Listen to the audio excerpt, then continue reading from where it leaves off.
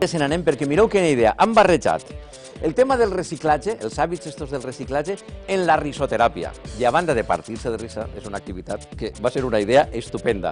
Tota una experiència que ens conta en este vídeo la nostra companya Verònica Marc.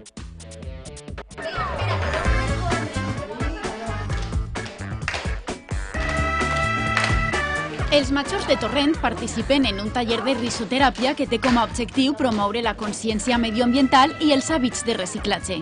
La actividad que vamos a hacer hoy entra dentro del proyecto Recicla con los 5 sentidos y explicamos la separación selectiva de los contenedores de reciclaje a través de la risa. Lo que hacemos es que hacemos actividades muy dinámicas, de forma que sea muy atractivo para los asistentes y así poderlos enganchar en el proyecto y hacer actividades más seguidas con ellos. Els majors que pogueren disfrutar d'este taller foren els usuaris del Centre de Majors Verge de l'Olivar. A més, no era la primera vegada que gaudien d'una jornada d'estes característiques. Aquí en el centro hemos venido más veces, hicimos una actividad manipulativa que se llama Reutilicem, hicimos el año pasado también una actividad que se llama la recibótica ambiental, que se trata de enseñarle formas de aprovechar todos los residuos y sobre todo pues, que sepan seleccionarlos y separarlos a la hora de salir a la calle y hacer la actividad.